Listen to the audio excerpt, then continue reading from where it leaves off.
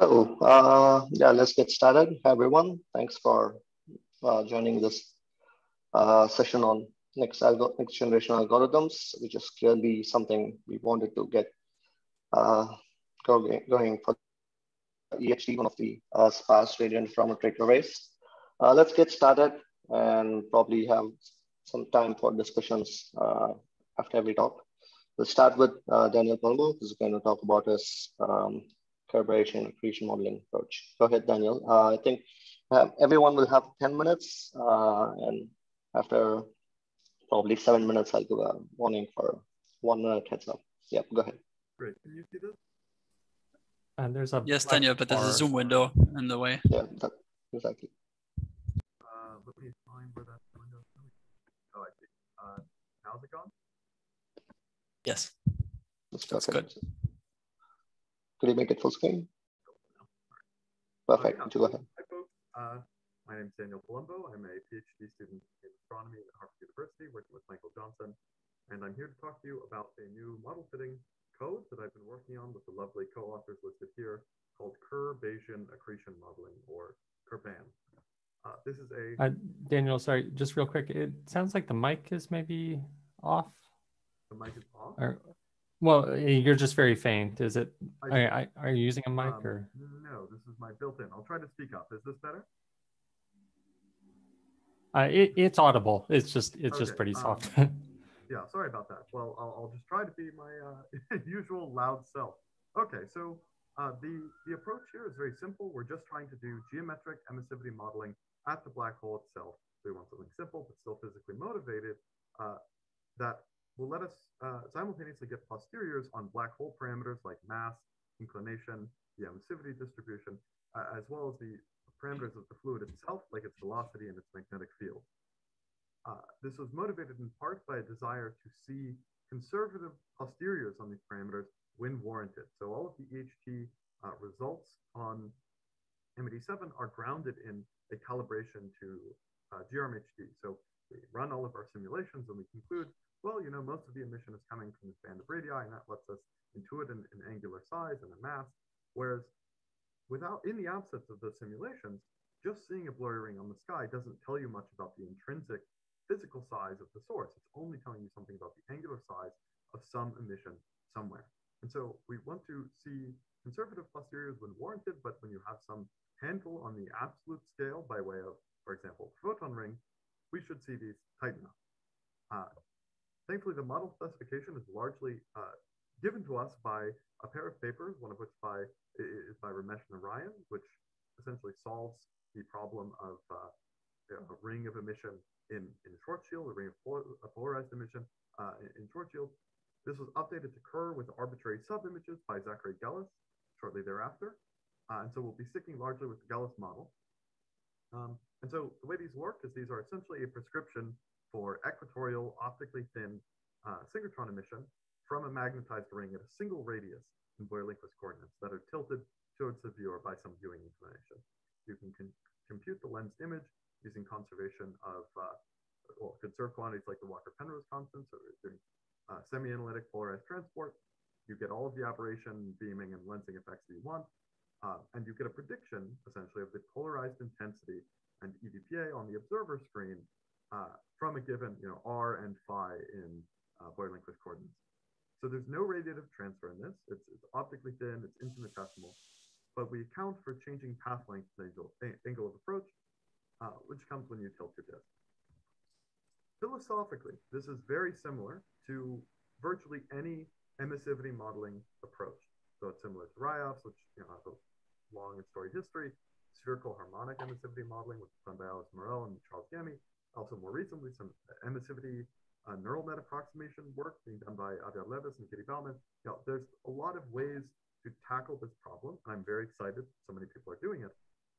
We are just going for the simplest, fastest way of attacking this problem by avoiding radiative transfer and only taking emission in the equatorial plane for now. And, this could be extended in future work, but this is the simplest approach. And Jeremy Steer telling us that this might actually be a very good approximation, especially at higher frequencies.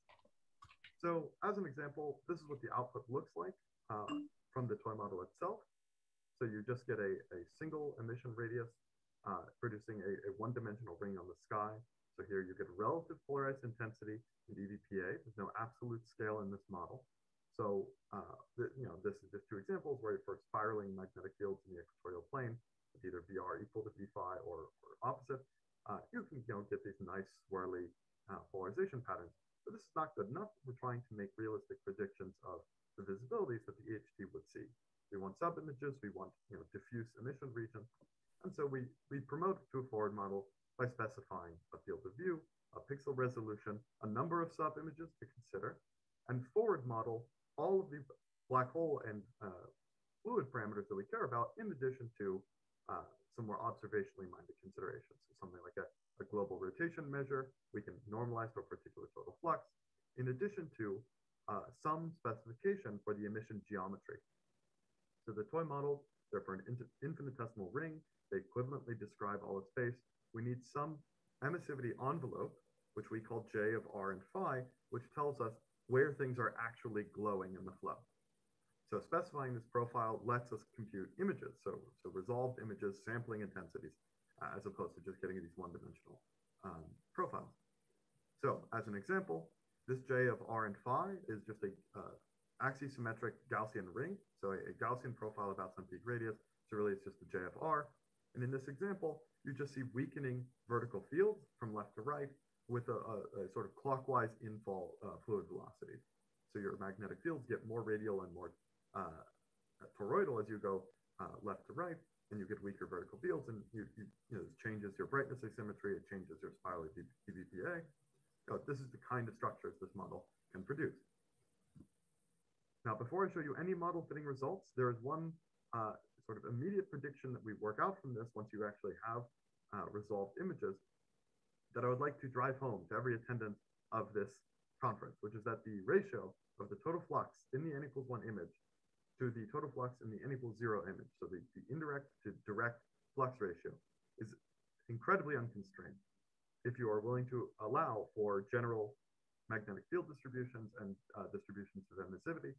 Essentially, the game you're playing is changing K cross B, so essentially changing the angle at which geodesics interact with the magnetic field or hit the magnetic field when they hit the equatorial plane, or by changing the Doppler beaming factor, which is really what's taking over in these bottom two panels. Essentially, in the top panel, if you tune your magnetic field so that it's aligned with the geodesic, then you're going to get very little flux in the direct image, but the indirect image will hit at different angles and you'll get more flux. So all I want you to take home from this is be conservative about claims about sub-image flux unless you have a really good idea of the magnetic field and emissivity distributions, velocities distributions in your flow. So now I realize I'm a minute from the end, I think, Venki, so I will just leave you with an example set of posteriors which demonstrate these emission region degeneracies that we're targeting. So here we are doing two fits. One is fitting the n equals 0 to itself, and the other is fitting the n equals 0 plus n equals 1, again, to itself. Fitting just the n equals 0 on its own, which is on the left, demonstrates these broad degeneracies between mass and the emission radius. So here this is mass and peak R at the top left, and also between mass and the thickness of the emission. And these are in units of m. So naturally, as you scale m higher, all of the geometry in the system has to shrink in to produce the same angular size. And the spin is essentially unconstrained. Whereas when you add in that n equals 1 feature, all of these posteriors shrink by factors of 5 or more. And suddenly we're constraining spin with the shape of this photon ring and with its size. So I'll conclude here as I come up on 8 minutes. We have this fast, polarized forward model for equatorial emission with care. And it's showing the broad features in these posteriors that we care about. The details of the approach, however, are not crucial, and lots of other people are working on other approaches, which I think will demonstrate similar benefits. But this type of approach will be required for any posterior that the NGHT produces on black hole parameters to be taken seriously, because we need to be open to uncertain emission geometry. Anyway, I should conclude. Thank you. Thank you, Daniel. Time for questions. Okay, we have Aditya here. Go ahead, Aditya. Yeah, thank you for the talk. I actually had a question regarding your remarks on magnetic fields interacting with geodesics. So how exactly do you stitch this into your algorithm? Because very naively, the geodesics arrive from the Hamilton-Jacobi equation, and they are separable, as we all know. But if you add any term to the Hamiltonian-Jacobi equation, that does not remain to be integrable, and you'll get chaotic orbits because it's not an integrable system. So how do you model the interaction of a geodesic with a magnetic field in curved space? Yeah, sure. So the answer is essentially we do the ray tracing first. So we compute the coordinates at which a geodesic hits the plane. And we aren't really modifying the photon is not gaining any information besides some notion of its polarization overall, which we predict just by taking the fluid frame cross product between K and the fluid frame magnetic field, which imposes a polarization by way of the Penrose-Walker constant. And then we parallel transport that polarization vector back out to the observer. So formally, there's no real, I guess, interaction. So maybe that's a poor word choice on my part. We're just using it to impose a particular polarization in the fluid frame, which we then parallel transport out. Am I allowed to ask a follow-up on that? Sure. I won't stop you. No, it's on the share. Anyhow, so just a quick follow-up on that. So the magnetic field B that you're having here, this is still like Maxwell's equation. You're solving Maxwell's equation in curved space, right? Well, formally, no, in the sense that I'm not doing any sort of numerical solving here. Really, there's just a, you can write down, so the Penrose-Walker constant essentially captures the conserved properties of the sort of phase, I think of it as phase, maybe that's not the most natural way to think about it, of the polarization vector of a geodesic as it sort of propagates through space. And so as long as you know it at one point in space, which we do just by essentially building the polarization vector from a cross product at one point in space, which in a sense comes from a solution of Maxwell's equations in a vacuum, then you can transport it outwards, right? That doesn't have any further sort of solving to do, right? You're just essentially taking components of a 4 vector and transforming it out to infinity. I think maybe we're talking past each other and we should follow up in the Slack, but that's perfect. That's perfect. Yeah, no okay, worries. sure. Okay, that's interesting. Please take it on the Slack. Be an interesting discussion. I think Andrew also has a question for you, Daniel, but please continue that offline. Let's move to the next speaker. Sun, you want to share your screen and take it further? Yeah, sure. Okay. Wait a second. Can I see my screen? No, it's a wrong screen, so perhaps. Okay, now I see it. Okay. Okay, Yeah. then I'll start. Hello everyone, I'm He Sun. I'm currently a postdoc at California Institute of Technology. I'm very excited today to have the chance to share our recent work on Alpha DPI. Actually just sent this manuscript to the PC for internal review. It's an updated version of our original deep probabilistic imaging algorithm for uncertainty quantification in black hole image reconstruction and feature extraction. We know that uncertainty quantification is very important for the EHT data analysis. For example, here is the uncertainty quantification result from IMD7 imaging paper. Since we have very limited data, in order to deliver reliable science, we need to understand the confidence of different regions of the reconstructed image. Also, uncertainty quantification is a key task for understanding the important black hole features, such as ring diameter, position angle, and central emission. So we also need to do uncertainty quantification for the feature extraction analysis. And here are the figures from IMD7 feature extraction paper. And the left is the geometric model we use for fitting IMD7 data. And the right figure is the color plot of the posterior of different black hole features. And from these figures, we can quantitatively understand the properties of IMD7 black hole. Currently, we are using 2 different ways in EHT to achieve uncertainty quantification. In image reconstruction, the uncertainty quantification is mainly derived by averaging the reconstructed image using different reconstruction method with different hyperparameters. For example, RML, the regularized max likelihood, is a common method we use for doing the image reconstruction. As you can see, the loss function for RML, there are two terms, and one is the data term and the other one is the prior term.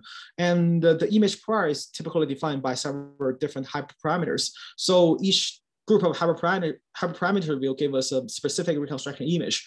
So we can just conduct survey of the RML prior to get a approximate estimate of the reconstructed image.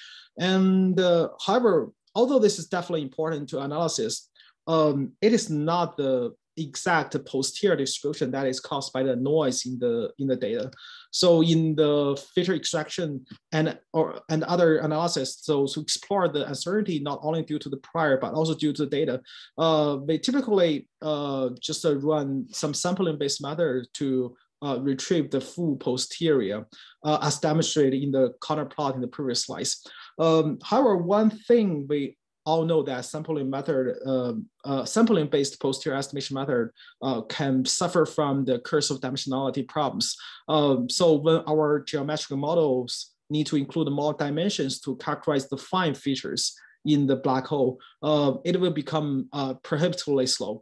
So here we want to develop a new efficient, scalable and accurate posterior estimation algorithm that can be used for high dimensional geometric fitting or even characterizing the uncertainty of the reconstructed image. That's why we recently proposed a method called DPI, deep probabilistic imaging, where we try to use deep learning method to efficiently explore the posterior distribution. I won't dive deep into that part, but basically in the deep probabilistic imaging, what we do is that we try to use a deep generative model to approximate the true posterior distribution. Deep generative model is widely used in computer vision to model some complicated image distributions. For example, here we can use the generative model to learn distribution of the bedroom pictures. So every time we give a random input noise to a neural network, it will output an image that is that belong to that bedroom picture distribution. So using this method, we can very efficiently define an image complicated distribution implicitly. So in our DPI method, what we do is that we try to also, again, train a generative model, a deep neural network, to fit the data product and the priors, so that every time we give different noise to the neural network, we will get a different black hole picture. And this is just equivalent to the samples from the posterior distribution of our image reconstruction problem. Definitely, like this idea is very similar to the RML method I discussed before. Actually, it's just a natural extension to RML. What's the only difference is that in addition to the prior terms and the data fitting terms, we also need to include a diversity term, so that when we train the neural networks, we can prevent the neural network to convert to a single image reconstruction instead of exploring the whole posterior distribution. In this method, this method is actually a special type of variational inference method. We just represent our posterior as a complicated function, and we try to minimize the difference between this neural network distribution and the true posterior. And by solving the optimization method, we can much more efficiently to retrieve the posterior distributions we want to recover. That sounds perfect, but recently, actually, from our recent experiment, we found there can be some potential problems of this old version deep probabilistic imaging. The first technical issue is that, for example, from this 2D Gaussian mixed model recovery problems, when we train the neural network using KL divergency, although most time we can recover a perfect posterior, sometimes we will still see it learns a degenerate distribution with missing mode. That is mainly because the KL divergency loss by nature could cause zero forcing effect, which means that it could stop exploration too early and only learn part of the distribution well. And the second problem we found is that DPI sometimes will learn some misleading outliers in its approximate neural network posterior distribution. This is because that normalized flow, the deep generative model we used, can only represent distributions with connecting modes. So to capture all the separate modes, it has to include some outliers. So to solve this two problems, recently we proposed Alpha DPI, a more robust version of our DPI algorithm for efficient posterior estimation. And it is a two-step procedure. First, like it replaced the KL divergency variational inference for neural network training with an alpha divergency. That will give us some more time for exploration, which will guarantee that we can capture all the modes in the posterior. And the second step, like that, we introduce an important sampling procedure. Since our neural network already learn a very good, learn a distribution very close to our true target posterior, we can just further use some simple important sampling to clean our posterior samples and to get the true distribution. Using this framework, actually, we can get a more accurate distribution estimation. But since the important sample, our proposal distribution from neural network is very good, the important sampling won't take a lot of time. Let me just quickly show you the example test we did on the AMD7 data. I guess that's the 3598 results. We are trying to use the a crescent model with central emission floor and 2 Newton Gaussian to feed our 3598 AMD7 data. And we can check some important features we care about. That's comparison between our Alpha DPI results with some with the two old baseline Damis and Dynasty, and our position angle and the diameter estimation all lies into the confidence interval. And another interesting thing we noticed that since we have two Gaussian blobs, or we can call Newton's Gaussian, actually these two modes are interchangeable. And by plotting the corner plots of the deep probability imaging, you can see we clearly see that these two Newton's Gaussian, they have identical marginal distributions, which okay, that's the, I only have one more slice. So from that one, you can see like that's also another great evidence to show that our algorithm works perfectly.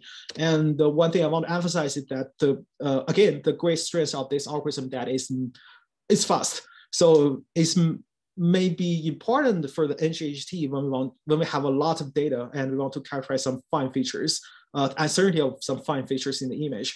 And that's the comparison between the Alpha DPI and the Dynasty compositional time. You can see the Dynasty, actually, the compositional time, grows exponentially, but the Alpha DPI, it stays almost in the same order of magnitude. So there's some great stress when we do some large scale uncertainty quantification. I'll stop here and any questions? Quick question, Joshua, go ahead. Right, thanks for the very nice talk. I learned a lot. So just two quick questions. So what's exactly alpha convergence? What's the difference between alpha and KL divergence? And second question is that for page 22, you list a table. So could you elaborate more on that? Okay, sure. Let me answer the first question first. Alpha DP actually is a more general case of the divergence measurement between the similarity, a divergence measurement of the similarity between two distributions. And the KL divergence is just a special case of Alpha DPI when Alpha DPI has a tuning parameter alpha. When alpha equals to 1, then it's KL divergence. And when alpha equals to, there are different definitions. When alpha equals to 0 or -1, it's a KL divergence in the other direction. We know that the KL divergence is not a symmetric, it's asymmetric divergence measurement, right? So you can, I think you can just think alpha divergence is a more symmetric measurement. So it won't stop exploration too early or explore too much. So that can help us capture all the modes in the first step of Alpha DPI. And for the second question, that's just some result I copied from the paper 6 of AMD7 results. That's the 359 feature extraction, analysis. And the first two baselines are Damis and Dynasty. That's two most important baselines we use for feature extraction, posterior estimation. Those two are both sampling-based method. And that's just the different parameters we want to estimate. The first one is the diameter, ring diameter, and the last one is the position angle. and the number is just the medium, and I think it's just 2 sigma range above and upper bound and lower bound. And I think, as you can see, the DPI match perfectly with them, although we are using slightly different geometric model. Okay, guys, this is great, but I think we should move on because we might have further delays. So I think, Jacob, please continue this offline, and let's go ahead with Joshua. Sure, sounds good. Can you guys hear me, and can you guys see? I'm sharing my screen. Can you guys see it? Perfect. Go ahead. All right, cool. So I'll take it away. Thanks for having me. So I'm Joshua Yao Lin from University of Illinois at Urbana-Champaign. And today I'm very glad to talk about the work of VLBINet, radio interferometry data classification for EHT with neural networks. And this is joint work with Dom, George, Ajay, Ben, and Charles. And you can find a paper on arXiv right now. So I saw my new friends right here, so I thought about taking 20 seconds to introduce myself. So I'm a PhD student in physics at UIUC, and I'm mostly working on machine learning application and astrophysics, and for EHT, I'm mainly working with Professor Charles Gamey. And actually will be on job market this year. So if you're looking for a postdoc or research fellow with machine learning skill, please hit me up. All right, so coming back to the main topic. So one of these, one of the key goals of these black hole observations that we actually want to learn the physics behind those, for example, like M87 star. So parameter extraction have been quite important, and recently, due to the development in machine learning, there has been many excellent work done in this field. For example, like Deep Horizon and the feature extractions paper. They use convolutional neural network to estimate parameters, for example, like mass or the spin of the black hole directly from synthetic images. And also, like in one of the recent work by Hudson, actually, I think they showed that it's possible to use visibility, which is a VLBI data product, to directly concatenate with some UNet architecture to generate some output images, which I found very cool. However, as Hudson's earlier talks mentioned, that these image, when we try to estimate parameter directly from image, they do carry a lot of uncertainties, and mainly due to the noise and the sparse sampling nature of the data. So one of the things that we've been thinking about right here is actually, we've been thinking about, can we directly estimate the parameter in VLBI data? So this is a paper I took from a collaboration, a plot I took on collaboration paper. So the key question right now is that if you have some machine learning architecture, given these observable, can we directly estimate the parameter of interest? For example, like given this visibilities, can you estimate what the spin value it is? And due to the time and also like some of the work we've been doing, I'm going to focus on one of the things, which is called the MAD-SANE classification, because I thought that's one of the good demonstrative case to show that neural network can actually do this. And I actually want to give a shout out to Hudson and Katie for actually I think they pointed this direction to me early on. So obviously, when we want to train a neural network, obviously we actually need lots of data, and we are sort of limited by, we don't have the ground truth of the real data, and we only have one real data point at this moment. So synthetic data has been quite important to basically train our neural network. So these are some of the simulations we built using iHarm and IPOL. And so for MAD and SANE case, let me describe it really briefly. So MAD represent for magnetically arrested disk, which usually have stronger magnetic fields, and SANE models represent for standard normal evolution states, which usually have relatively weak magnetic field compared with the MAD case. And however, if you directly look at the image, so on the top row, these are some of the MAD sample from our simulations. On the bottom, some of them are SANE model. And usually, like if you look at all of them, then usually you might find some of the SANE model are puffier. But in principle, it's directly just by looking at the image, it's not a very simple task. And if you're just looking at the visibility for human beings, it's actually quite complicated because like I personally don't really understand what the physical structure of the face and visibility amplitude should look like. So, but the question is that if you have enough of these data, can your network actually learn the parameter for interest? So, so what we end up doing is that we start generating a bunch of these symbiotic data by using IPOR and harm to generate 2D black hole image. Then we pass it through EHT imaging to basically generate some of the synthetic visibilities. And we build a neural network and train it with binary cross entropy loss to basically classify whether it's MAD or sane model. And in our case, we actually define sane has the sane equals to 1 and MAD equals to 0. And our neural network basically output a score. So the closer it goes to 1, it means the data looks more saneness. And in this case, we actually did some pilot study. So we tried to implement our input with different noise model just to study how the noise will affect these things. So we built a noise-free, thermal noise only, and a full noise model, which includes amplitude gain and phase errors, which are some of the parameters we could do in EHT imaging. And for the neural network architecture, it's actually quite simple. So we actually use multi-layer perceptron for this.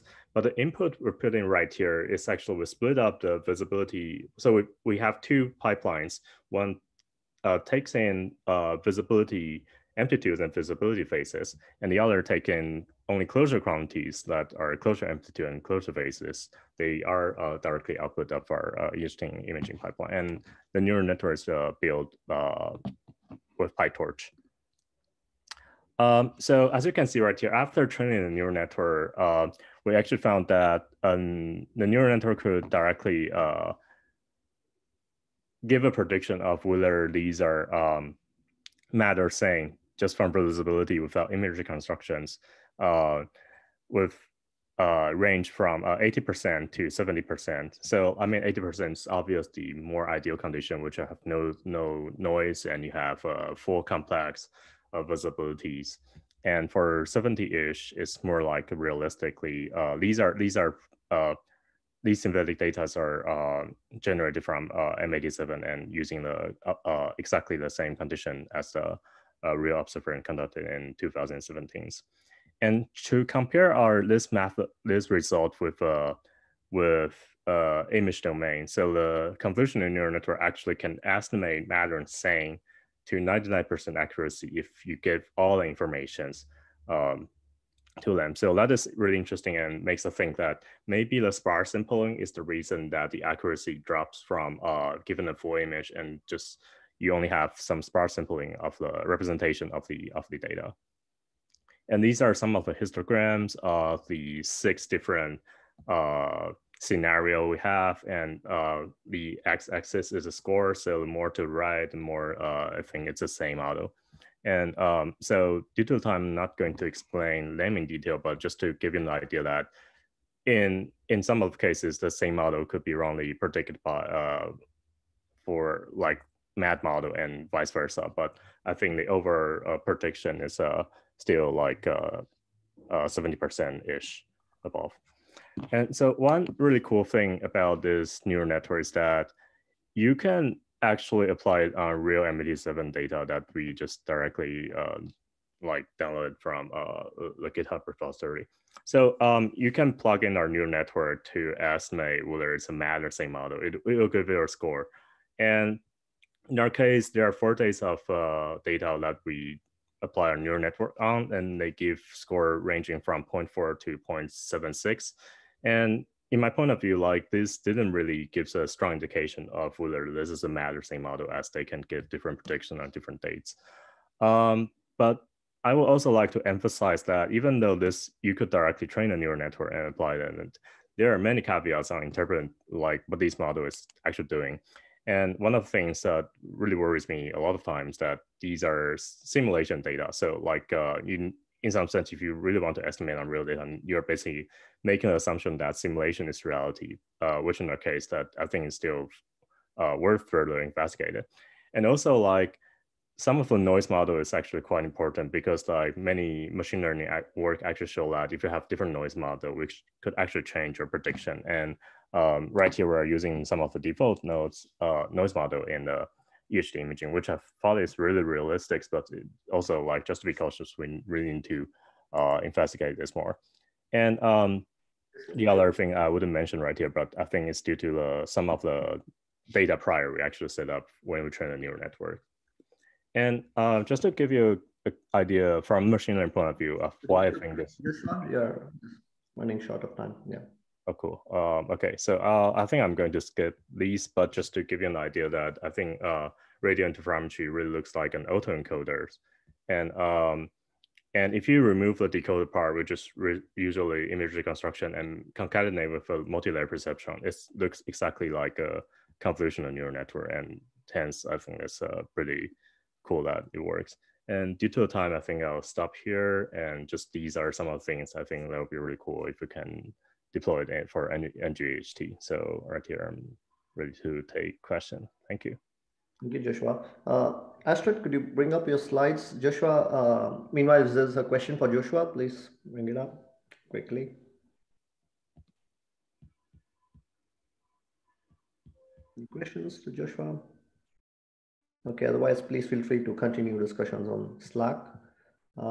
Okay, let's continue with the next speaker, with Astrid. Okay, talking of, yeah, parameterized approach. Go ahead, Astrid, it's all yours. You're muted. I can't hear you. Apologies for that. Yeah, so thanks to the organizers for accommodating my time constraints and letting me speak today. So I'll actually not talk about algorithms. I'll talk more about the fundamental physics connection of the NGHT.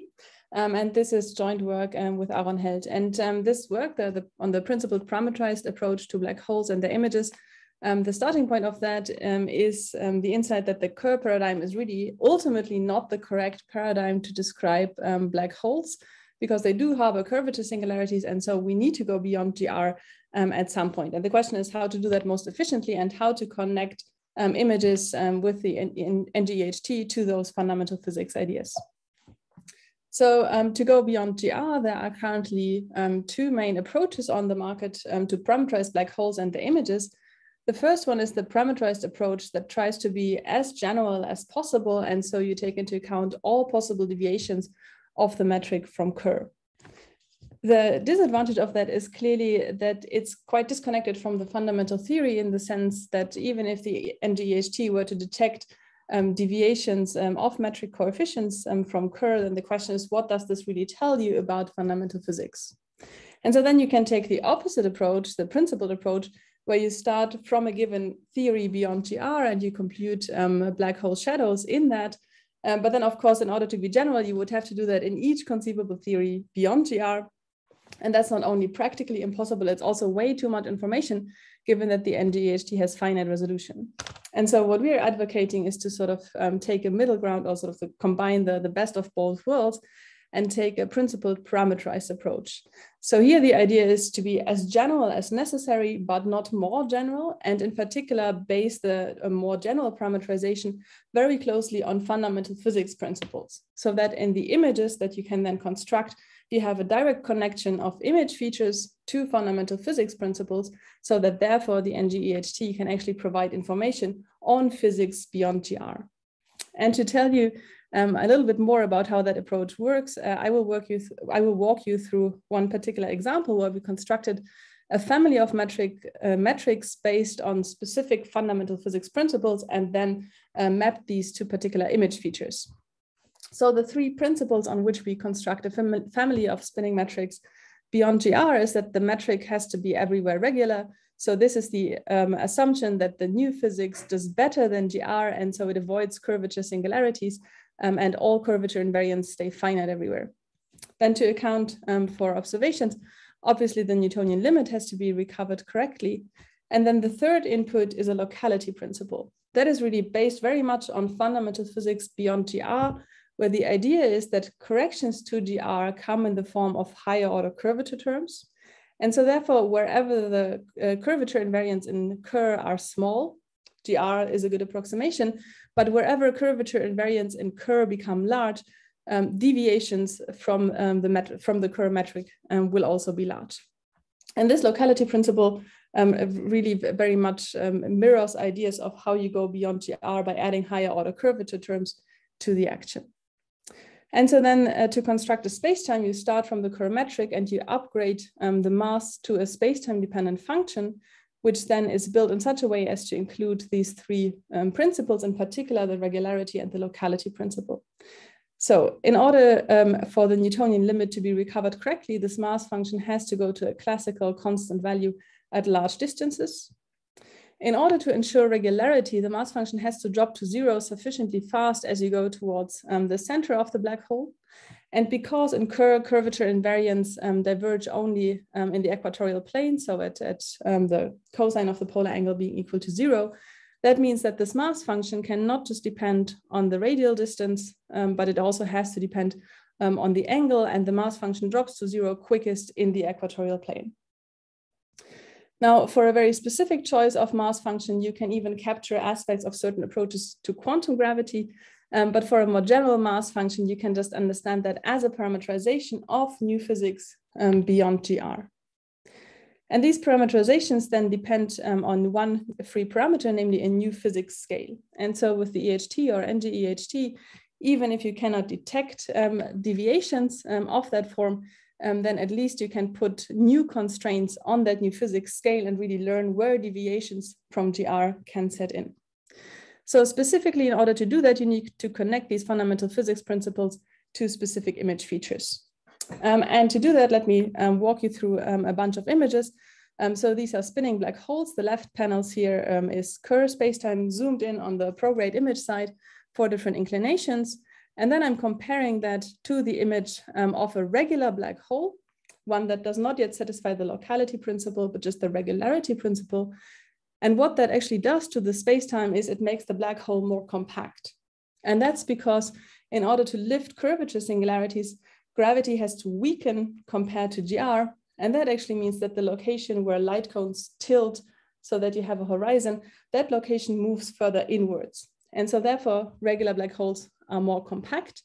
And if the horizon is more compact, then that actually also makes the photon sphere more compact. And so therefore you see that the prograde image boundary is actually shifted in these images.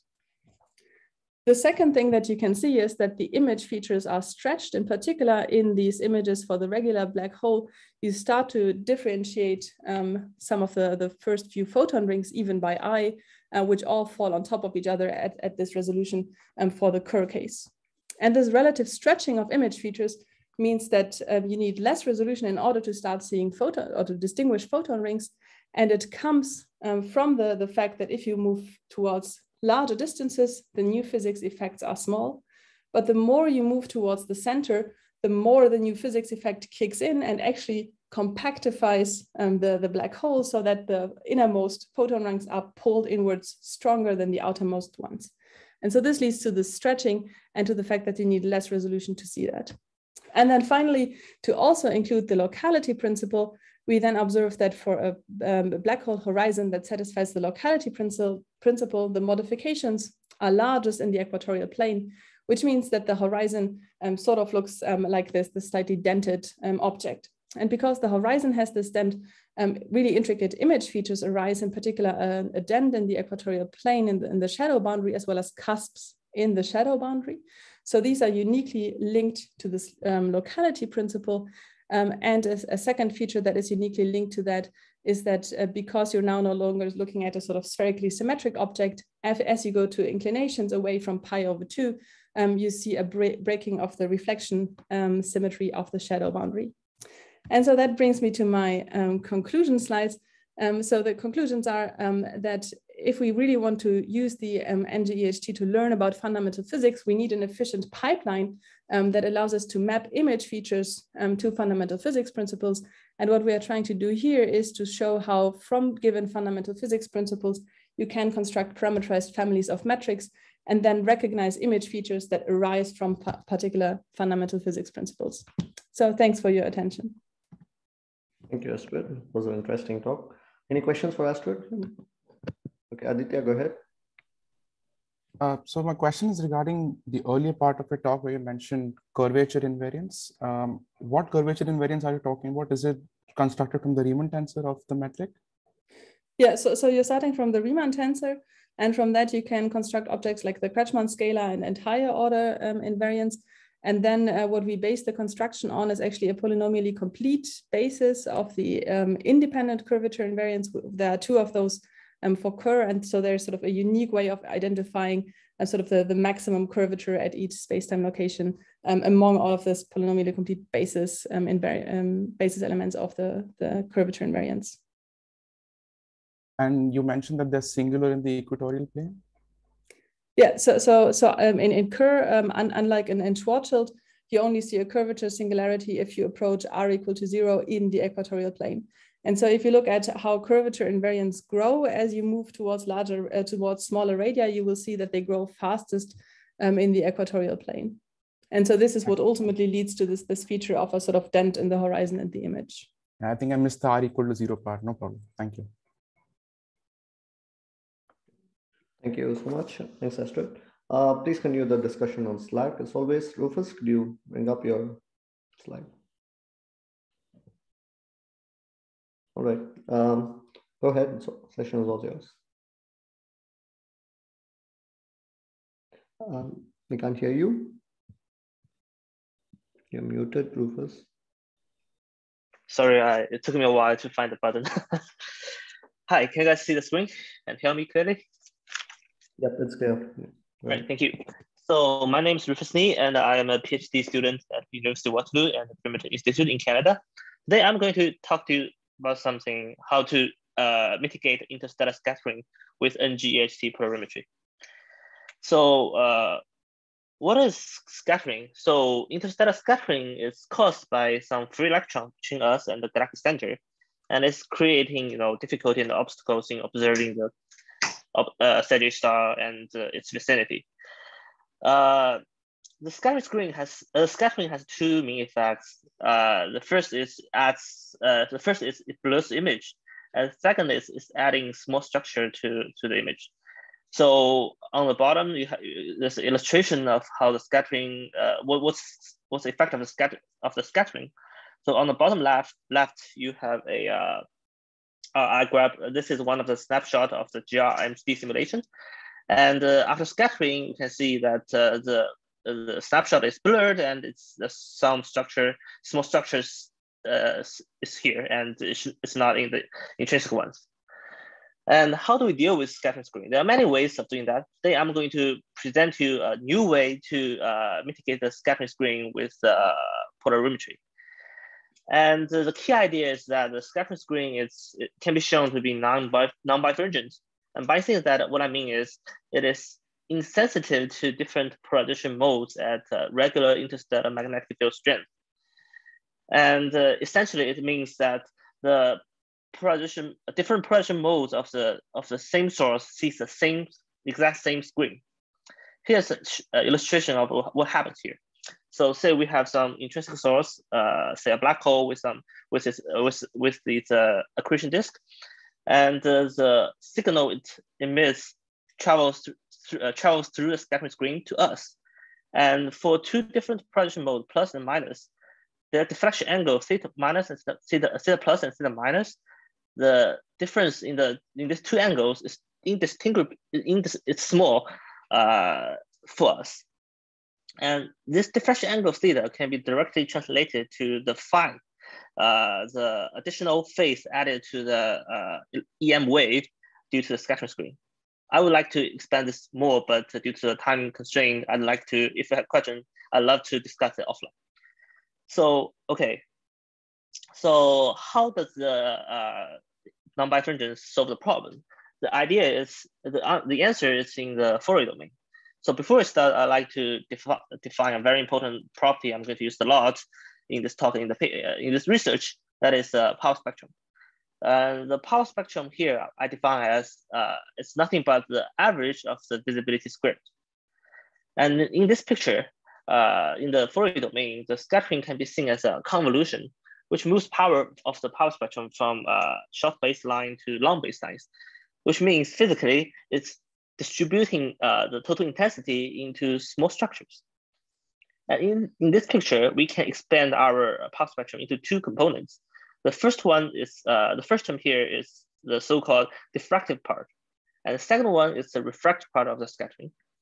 And the refractive part of scattering, it's a convolution that it convolves the intrinsic power spectrum with some scattering kernel K, and K is a function of the screen. It's a function of the structure function d phi of the scattering screen. With that in mind, if we take the ratio, and we can take the ratio because of the scattering screen is not bifringent. If we take the ratio, we end up with this formula. And if the second term, the refractive part of the refractive part is small compared to the diffractive part, we can simply drop the second term, and we end up with the ratio of the scattered power spectrum for different polarization modes. And this scattered power spectrum ratio is the same as the intrinsic ones. So the key idea is, how can we make sure that the second term, the refractive part, is small compared to the diffractive part? And that's how we do it. So we construct two special polarization modes that they have zero mean values. Remember from the previous slide, I said the scattering screen moves power from zero baseline to long baselines. If we ensure that the constructed polarization modes has minimum value, minimum power in the zero baselines, then we basically minimize this effect of the scattering. And in detail, that's how we do it. So in the Poincare field, we project the polarization vector SI of the total intensity here, and we construct another two polarization vector L1 and L2, and L1 and L2 and SI are both perpendicular to each other. That ensures that SL1 and SL2 have zero mean values, which in turn minimize the scattering effect. And we can add more physical meanings to this two polarization mode L1 and L2. Because L1 here, we make it living in the QU plane so that it does not have a circular polarization component. Then SL1 is a measurement of the EEPA, and while SL2 has a circular polarization component, it is a measurement of the ellipticity. All right, with all that information equipped, how can we retrieve information through the scattering of the intrinsic source through the scattering screen?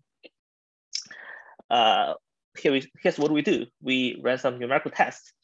So we grab some geometry simulation set, and we calculated the power spectrum for different polarization modes before and after scattering, and we plot a ratio again for different polarization polarization modes, and we compare before and after scattering. And there are two main uncertainties. The first is encoded in the blue arrow bar here. It's a thermal arrow bars from the telescopes.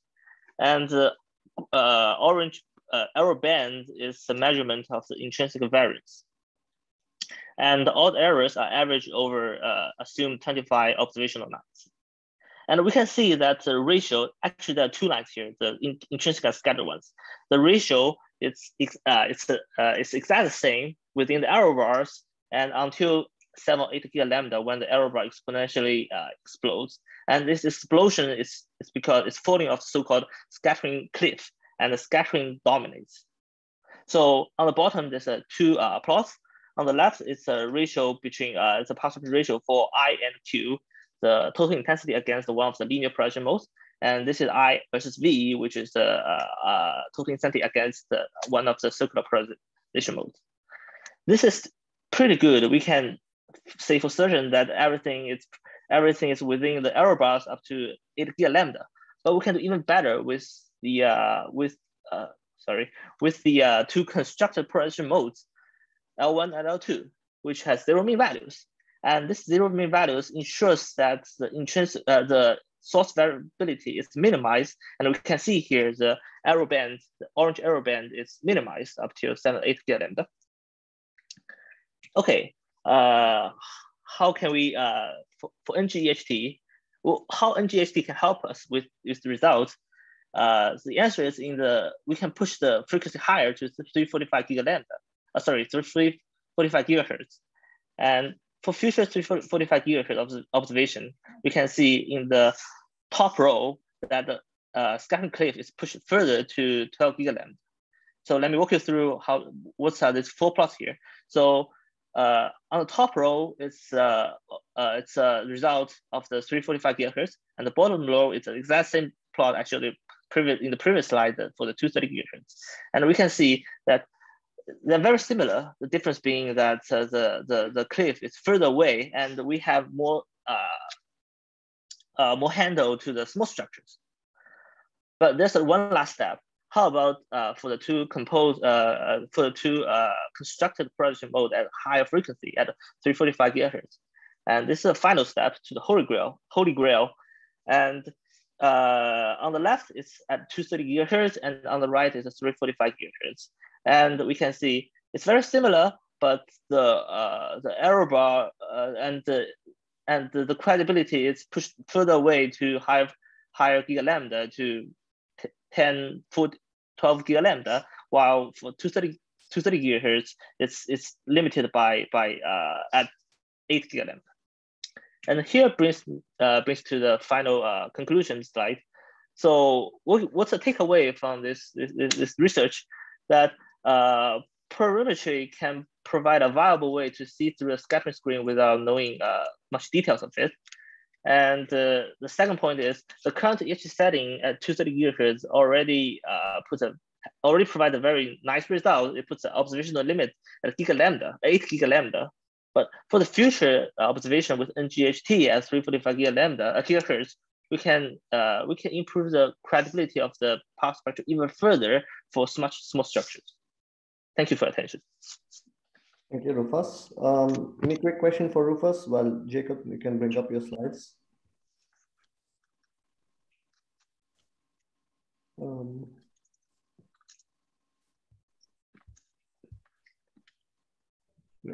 Okay, if you don't have anything, just please continue to discuss on Slack. Jacob, I think please take it to the end of the session. Okay, thank you. You can hear me and you see my slides? Yeah. Okay, perfect. So thank you for having me here today. I'm going to talk about a bit more on how we reconstructed a movie from the EHT 2017 data. So, and this is really a collaborative work, and my colleagues and me spent a lot of time on that. So yesterday you have seen this movie here. So this is a reconstruction of M87 star throughout 1 week. So you see a slight movement from the one side to the other. But I'm not going to talk too much about what we actually see here, but more on how we got that movie. So first of all, we are doing Bayesian imaging. So we are asking the question, how does a signal look like given some observational data D? And for that, we use Bayes' theorem. So we have to take the likelihood here, multiplied by the prior, and have to divide it by the evidence. And this is what we want to do. But the problem is this evidence down here, which we can usually not calculate. And sampling is also not an option in the dimensions we are looking at. So we will look for approximate distributions of this quantity. Okay, so let's start with the likelihood. So of course, with the likelihood, we have to capture this entire measurement. So starting at the source itself. So this S is a movie which has spatial coordinates, temporal coordinates, and also frequency coordinates. And we want to reconstruct it from the visibilities D, which have UV positions, also a time label and also a frequency label. And we have to encode the interferometer and some instrument response, and we have noise covariance. And in the case of the data set, there were 4 observations throughout these 7 days. So this is our input into the algorithm. But VLBI is really hard when you use directly closure quantities because of all the different calibration effects you have on the different stations, which are scattered all over the place. So we chose to use closure quantities in order to get rid of antenna-based calibration artifacts. So for phases, we have to combine 3 stations, and for amplitudes, or logarithmic amplitudes, we have to combine 4 stations. And this gets rid of the antenna-based calibration artifacts, but it also gets rid of the absolute source positions and brightness, which is an issue when you want to actually do the reconstruction in the end. So our likelihood is now, we approximate now this likelihood using a Gaussian distribution and using these closure quantities. Okay, so this is our likelihood. Then we have to think about how to set up a prior for movies. And there are a few things we want to encode, so which are knowledge we actually want to put into the reconstruction. So the first one is the brightness is definitely positive because everything else does not make physically sense. So this is one thing. The next thing is that we expect correlated emission, which might change exponentially on linear, spatial, spectral, or temporal, in the spectral or temporal direction. So if you are at one location, we expect exponential variations if you go to a close by place, but we expect that change to be correlated. And we have correlations in all the different directions. So we can encode this in a so-called log normal prior. So where we essentially say, the logarithm of our brightness distribution in space, time, and frequency follows a Gaussian distribution. So this phi here follows a Gaussian distribution, which has a certain correlation structure.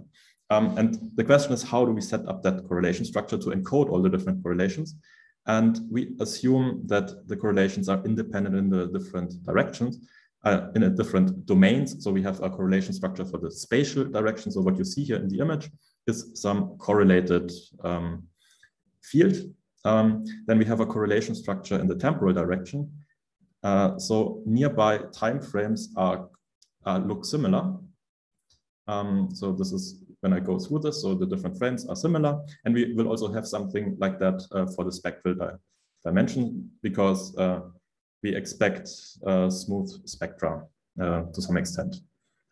Okay, and what you see here is one sample of such a correlated field with all these different correlations. To get maybe a bit more into the details of the correlation structures, so we first of all assume independent correlations in the different dimensions because they describe something conceptually different. So the spatial dimension is relatively different from the spectral dimension and also from the temporal dimension. So we assume an outer product approach where we say these factorize. Another assumption we do is we assume homogeneity and isotropy in that correlation structure, so that the correlation only depends on the relative distance between the different coordinates and not on their orientation. So because we don't think there should be a special direction in the image, for example, so we could rotate it. And if we do this assumption, then we know that the correlation structure is fully determined by a power spectrum in the harmonic domain. And we don't know what this correlation structure is a priori. So what we do is we set up an additional model on how these correlation structures might look like. And for this, we take another log normal model where we assume that the power spectrum is an integrated Wiener process, so which is a smooth function. And then we fit the parameters of this integrated Wiener process. We made it in a way that it tends to slope downwards because that means there is correlation, but in principle, this correlation structure can look very complicated. So here are different power spectra, here are the different kernels corresponding to the power spectrum, and here are realizations for the field in that direction. So this is for a one-dimensional field, but we can do the same thing for the two-dimensional fields. So this means our overall distribution is over a four-dimensional quantity, which has two spatial coordinates, a temporal coordinate, and a frequency coordinate, and it is correlated along the different directions. So we have spatial correlation, we have temporal correlation, that they are similar in that direction, and we have a frequency direction where they are also similar. And now we want to fit this entire thing. So our overall model looks like this. So it's very complicated, and there are a few hyperparameters in there. But we want to approximate the posterior, which corresponds of this model. For this, we do variational inference. So we approximate the posterior distribution. So the posterior might look like something like this. So what we do in our case is that we assume a Gaussian distribution that looks like this. And we minimize the Kullback-Leibler divergence between this approximation and the true posterior. And we use a special form of variational approximation, so-called metric Gaussian variational inference, where we can capture correlations between all parameters, even in millions of dimensions. And we basically sample from our approximate posterior and minimize the set of samples such that it optimally approximates the posterior. And in the end, we have samples from our approximation to describe our posterior distribution. And every point in these samples corresponds to one movie. And then we can do averages if we want to. Okay, so maybe a few facts about our reconstruction. So we are looking at 228 microarc seconds as a field of view. We have a pixel resolution of 256 by 256. We have a time resolution of 6 hours over the 7 days, which corresponds to 28 frames. We have 2 frequency channels. And overall, we have 7.4 million parameters, and it roughly takes 24 hours on 20 CPU cores to run the reconstruction. And you you need to figure out some heuristic how you actually do this optimization, because it's relatively tricky. But in the end, we can look, first of all, maybe at validation examples. So on the left side, you see a synthetic source, and on the right side, you see our reconstruction of it. So these are these two sources that somehow approach each other. Then we can have, we can look at a crescent model. So this crescent here was built in a way to look like M87 star. So with the same crescent parameters, and this is what we get out as a reconstruction. And finally, when we apply it to the real data, we get something like this. And so this is our movie of M87 star using all the available data. But this is not the full answer. Actually, we have a lot of samples from our approximate posterior. And what you saw before was the average of all these samples. And in these samples, there are also scales that are not directly supported by the data, but they will differ for the different movies. So this is how we can quantify uncertainty. We have many possible realizations, especially all the small scale structures, which allow us to say how certain we are about certain features. Thank you. So if you want to know more about this, the paper is on arXiv. It is now already also accepted and will be published in the following months, probably. And I'm open for questions. Thank you, Jacob. Have any quick question for Jacob? Sure, I actually have a quick question. Go ahead. So one of the things I always worry about with these variational inference methods, especially for like a Gaussian approximation and you're using reverse KL, is they kind of can notoriously underestimate uncertainty. And especially in this kind of model where you have a pretty complicated hierarchical Bayesian model, I would suspect that this posterior is pretty non-Gaussian. So have you done any analysis or any how comfortable are you that this is a reasonable approximation for the posterior and you're not missing massive mass? Yeah, of course, this is a variational approximation, and we probably cannot know on how wrong we are, at least in these high dimensions. But there's a bit more to the algorithm itself. So we don't just write down these hierarchical models, but we actually do a coordinate transformation into a space where all our priors follow a Gaussian distribution. So you can do this for all continuous distributions, and we will approximate in that space. And now, one thing for this variational approximation we do is, in the case that we have very little data, so as it is in the case for this movie here, compared to the number of parameters, then the posterior will still be very close to the prior distribution, which is a Gaussian distribution. So as long as it's only weakly informed, we can be relatively confident that that it is a good enough approximation. at least compared to other approaches like maximum posterior or regularized maximum likelihoods. Yeah, have you looked at all at I know. I can move this to the Slack. Yeah, thank you so much. Let's thank all speakers of the session, and yeah, please continue this discussion on Slack. This is something clearly what NGHT needs for the future. So thank you so much, and I think we will soon be starting the plenary session. Thank you all.